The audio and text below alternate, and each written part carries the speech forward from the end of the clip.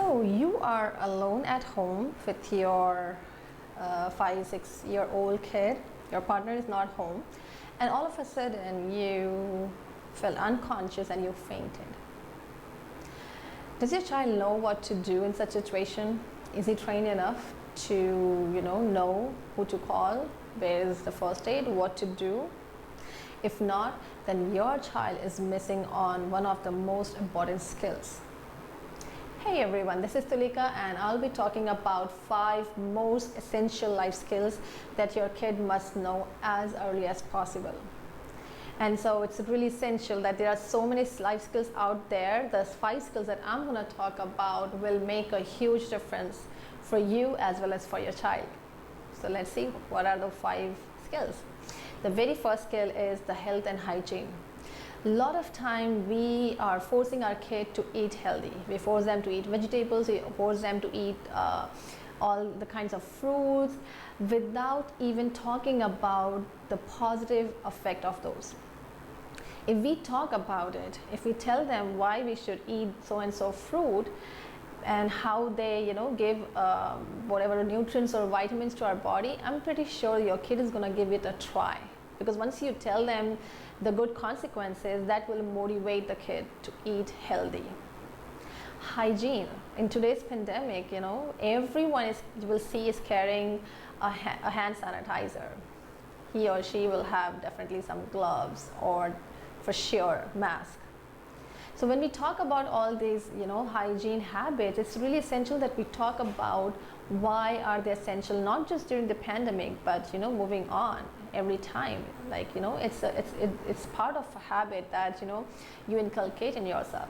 So health and hygiene are really essential, and do the talk or the conversation, and it's pretty easy to develop in your child.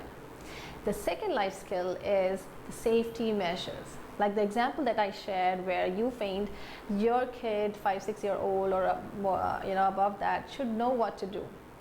When I say should know, that means he or she should have been trained on what should be the steps that he or she should be taking. Maybe calling the partner, calling the neighbors, or there are certain numbers that he should know where they are. It should be handy for him if he doesn't know the numbers. So there should be certain measures that he knows what to do immediately, calling emergency numbers. And so not just this in terms of health, but also, for example, when I live in an apartment, and every time there is any delivery, due to the pandemic, we have to collect it from the guard room. So anytime I'm going downstairs, I give a random password to my kid. He's 10-year-old, and I give him any password at that moment that comes to my mind. There's no fixed password. And so when I'm back, I have to tell him the password, and then only he's going to open the door. And the good thing is he knows it, that I'm going to try saying wrong password to see what he does, and so he would not open the door. But he definitely questioned me that I can see you, mom, from the eye hole that it's you saying the wrong password, then why you are still not letting me open the door? And my answer to him was, the angle that you're able to see through that eye hole doesn't cover the whole hallway. You don't know who's on my right or my left, so you don't know if I'm at gunpoint, right? So if I say the wrong password and I'm not smiling, because sometimes it's a drill, but sometimes it may be a serious situation, he knows that he has to call his dad. If the dad is not picking up, he has 2 more numbers to call, and those are very handy for him. So these are safety measures, like not a big drill that you need, but simple steps, and your kid will be ready. So the second life skill is safety measures. The third is the problem solving and conflict resolution. A lot of times I have seen that in a gathering, a social gathering or a marriage function or any ceremony, the kids are playing together, all of a sudden they have quarrel, or they fall into fight. Instead of helping those kids, the parents become the part of it. They become rivals. So here, as a parent, I understand that everyone wants to protect their kid, but the good thing would be teaching their kids, listening to them, what happened and how this went so far. At the same time, teaching them how to solve it, how to resolve the conflict or the disagreement, because in their later life they definitely need this skill. You know, when they go to the corporate, to the office, teamwork, you know, they cannot just fight because they think their opinion is the best. It has to be, you know, a process. So problem solving, conflict resolution are another important skills that, you know, the parents can already start teaching from an early age by just having a conversation, having them, you know, a process to follow. What happened? How did it happen? What could have been better in the situation? Or what could have been, you know, changed, you know, next time certain things happen. So this is all about, you know, learning process.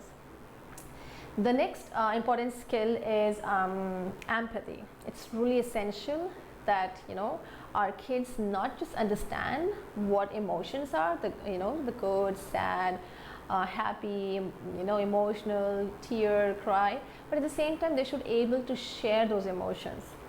Today's world need a lot of empathetic people, because, you know, the more empathy we spread, the more we receive. And so it always, you know, easy to teach your kid this skill by being an example. You know, so for example, if your child is feeling really low, talk to them, tell them it's okay to feel, and, you know, you understand how it feels, and then share an example when you felt low.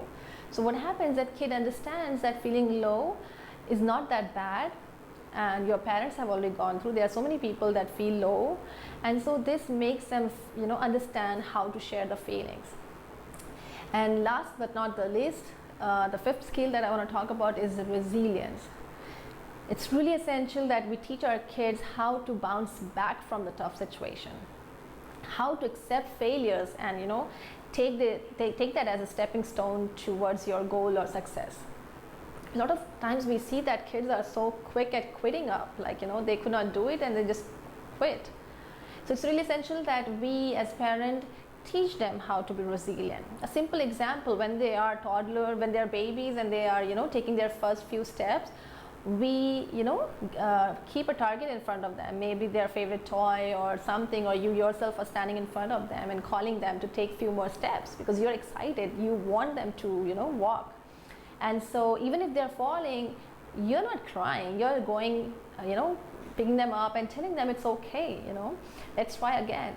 So same thing, like, you know, in their later life, this process needs to continue. Sometimes I've seen parents saying like, you cannot do this, you cannot do this better, like, you know, you are good for nothing. These negativity will, you know, hamper your child's growth. Instead of that, tell them it's okay. Let's try this in a different way. Maybe this is not working. What can we do differently? You know, giving them options, inspiring them, motivating them, and not depressing them. So these are the 5 skills that I feel, you know, are gonna make a huge difference in your child's later life. And so I hope you like this. If you really like this video, do not forget to like, share, and subscribe to my channel.